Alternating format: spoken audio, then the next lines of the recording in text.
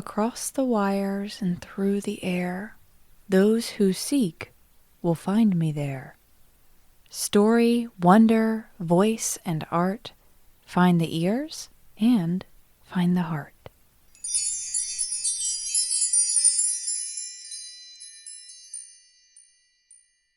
There is a land in Arthurian legend where nothing grows anymore. The river is slow, the fields have withered, and the wells have all dried up. The animals there are thin, and the people are tired. And somewhere deep within a ruined castle, a king lies wounded. Not dead, but not living fully either. Suspended and waiting. And as we know now, in the Arthurian landscape, if the king cannot heal, then the land cannot heal. In the realm of King Arthur, this place is called the Waste, or the Wasteland. And somewhere within it moves the most mysterious object in all of Arthurian legend. The Grail. Not merely a cup, not just a relic, but a vessel that is tied to kingship, sovereignty, sacrifice, transformation, and the aching human search for something holy in a wounded world. Tonight, my dear listener, we are entering into the Grail mysteries. But before we do, we should pause beside the fire and remember just how we arrived here.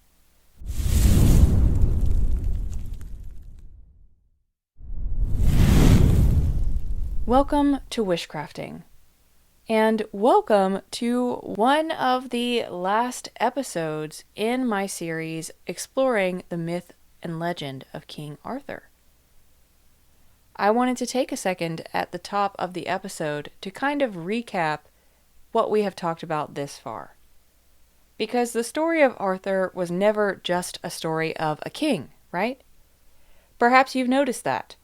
And perhaps you've noticed that as we've journeyed through this series together, I haven't really told you the story of King Arthur in a direct, beginning to end kind of way. Not exactly, anyways. Instead, I have introduced you to the people, places, symbols, and forces that have shaped Arthur's world and his living legend. In the mist-covered shores of Annwn, the lady beneath the water, the wild prophet in the forest with Merlin, the queens, enchantresses, wounds, and wonders that gather around Camelot like stars in the sky. And there's a reason for that. Arthurian legend is not just one story. It's thousands of stories, fragments layered atop fragments across centuries. The pieces of this story, this myth cycle, come from Welsh myth, French romance tales, Christian mysticism, folk memory, political propaganda, poetry, oral tradition, monks, bards, and dreamers. There's no single definitive book of Arthur from which all others come. No one true canon.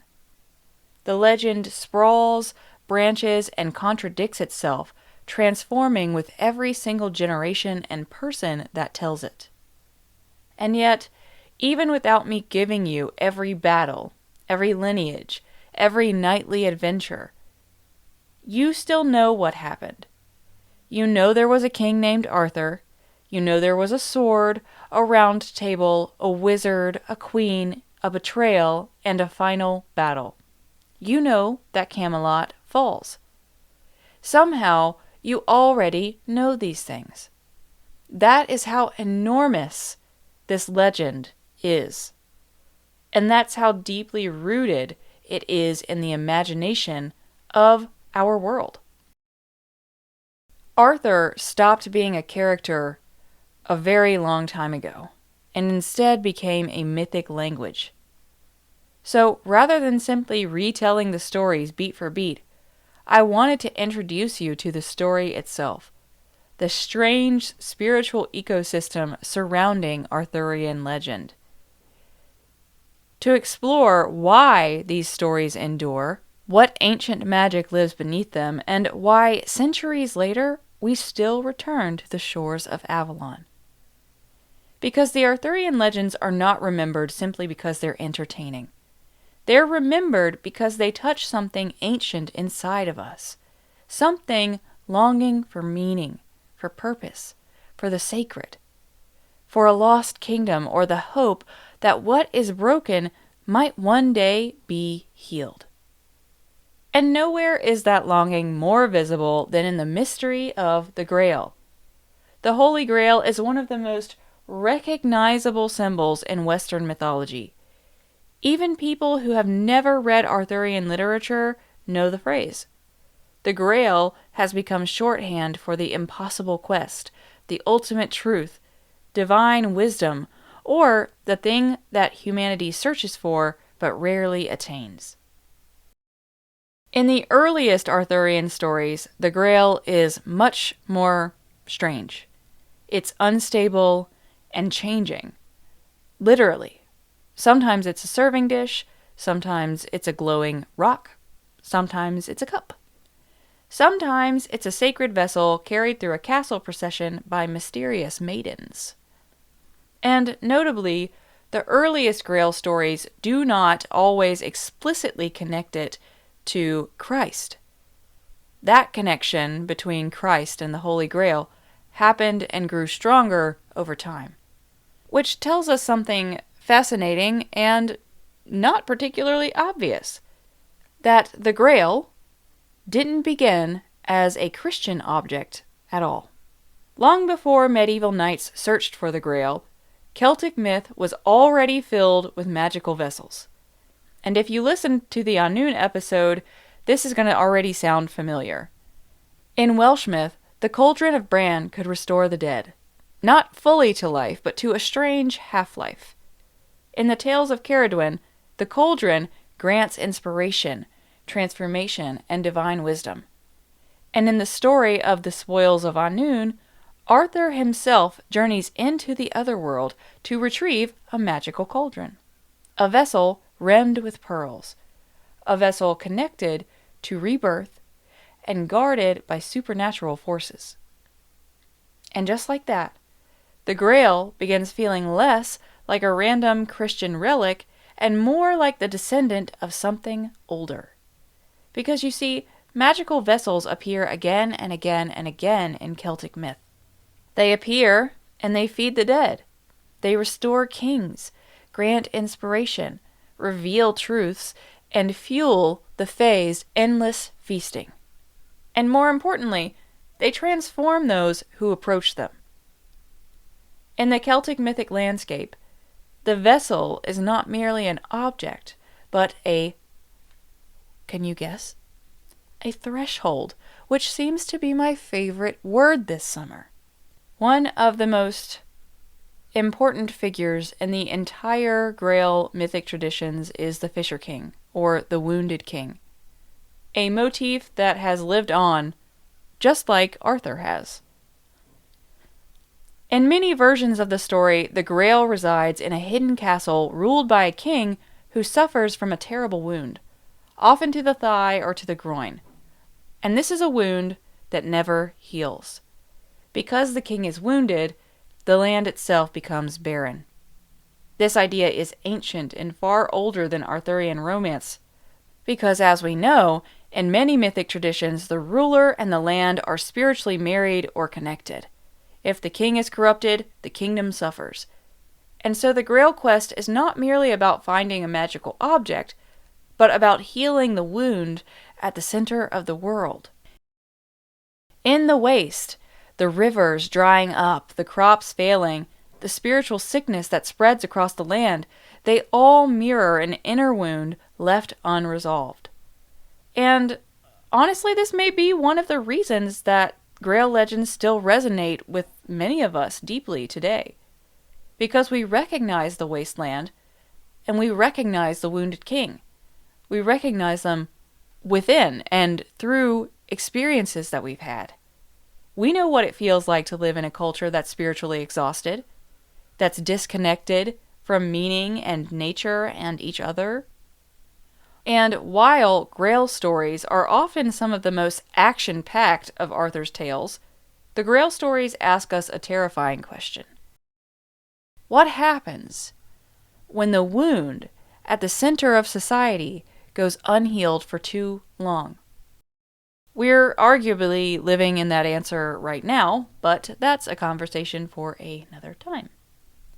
In many Grail stories, the hero of the story arrives at the castle in the wasteland, and upon doing so, witnesses a very strange procession. One that involves candles, bleeding spears, beautiful maidens, and the Grail itself glowing with an impossible light. Yet, in each story, the hero fails to retrieve the Grail. Why? Well, because he doesn't ask the right question. And this motif appears again and again, of needing to riddle or ask yourself into the answer that shows you the moral of the story, right? So in these Grail questions, the hero must ask, what ails you? To the wounded king, or sometimes to the Grail itself, or they must recognize the Grail's importance and autonomy by asking the Grail whom it serves directly. And it's only through compassion, curiosity, and spiritual awareness that the kingdom can begin healing, with the powers of the Grail being reactivated after this hero eventually asks the right question, right? That's the point, is eventually you ask the right question, you get the Grail, the magic of the Grail works, and most of the time the Grail produces something that heals the land. And this is important, because the Grail isn't won through violence ever. It is never won through conquest, or even brute strength. It can't be taken. It can only be approached, and in the right way. And many knights fail this because they're too proud, too arrogant, or too distracted by glory to perceive what truly matters. In these stories, it's not really about the Grail, but rather the quest itself, and the quest as initiation. The earliest Grail hero that we have record of that we meet is Percival.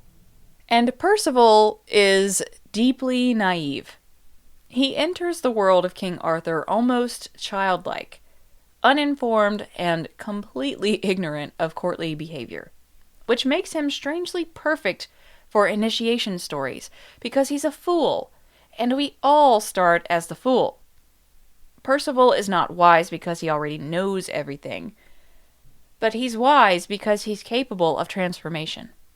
Later medieval writers increasingly shift focus towards Galahad, the pure, perfect knight in Arthurian legend, and it's here that we can watch the legends change.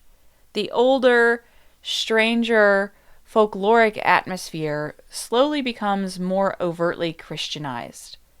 Galahad becomes almost saint-like with his knightly morals, and how he's supposedly untouched by earthly corruption. But the story of Percival going on his quest and getting as far as he gets through sheer, foolish, what one might call luck, retains something older, something more human, and in my personal opinion, something a little bit more magical. It wasn't just Percival, though. Over the centuries, as people told the Grail stories over and over again, folks began interpreting the Grail in different ways. Sometimes it was the cup used at the Last Supper. Sometimes it was the vessel that caught Christ's blood. Sometimes it was an idea, a symbol, if you would, of divine wisdom or hidden lineage. Sometimes it was a vessel that would grant kingship. Sometimes it was an alchemical vessel. Sometimes one would drink from it and gain mystical enlightenment or union with God. Or sometimes one would even engage with the Grail as a symbol or representation of the lost divine feminine. Occultists became obsessed with the idea of the Grail. So did poets and mystics, because The Grail refuses to just stay one thing. It shapeshifts depending on what people long for most and most deeply at the time, and that is a special kind of power. In this way, the Grail becomes a mirror of the time and of the person telling the story. I personally think that the reason the Grail survives and why the stories of the Grail are still told is because it expresses something that is profoundly human. That feeling that there's something missing, something sacred just beyond reach, something wounded inside the world and inside of ourselves. The Grail legend tells us that healing doesn't come through domination. Rather, it comes from asking the right questions, through humility, through compassion and awareness, and perhaps most importantly, through recognizing the wound at all. Because many people pass through the wasteland without ever giving credence to the wounds that it took to get there. They band-aid a hemorrhaging gash in their side and keep going. But when you seek the Grail, the divine mirror of Celtic myth, eventually you have to face yourself.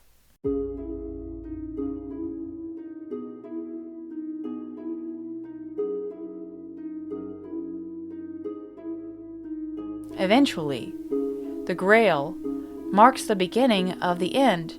You go from fool to magician, and eventually we all end up as the fool again. The Grail quest also marks a turning point in Arthurian legend, where the legend itself goes from fool to magician, and that's pretty meta and heady, but maybe you'll understand what I mean in just a second. After the search for the Grail, Camelot begins to fracture. The Fellowship of the Knights weakens, old loyalties splinter, and secrets begin rising to the surface. The great spiritual quest to find this vessel doesn't save the kingdom. Instead, it reveals how broken the kingdom really was. And from this point forward, Arthur's story moves steadily towards tragedy and betrayal and war, and eventually the final collapse of Camelot itself. And that, my dear listener, is where we journey next.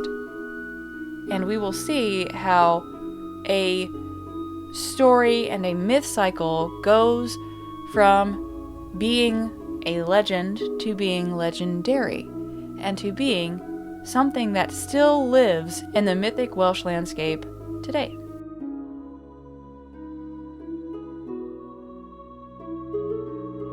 Thank you for joining me in this episode. I hope you enjoyed it and got something out of it. If you did enjoy this episode, I would love for you to support the show by sharing it with a fellow seeker, leaving a review or a comment. I love seeing comments, or by simply returning to the fire with me next time. Until then, my dear listener, may you ask the right questions and recognize the sacred when it appears before you. And may the wounded places within your own life someday find healing. My name is Wishamaya. Don't forget to keep your roots deep and your dreams wild.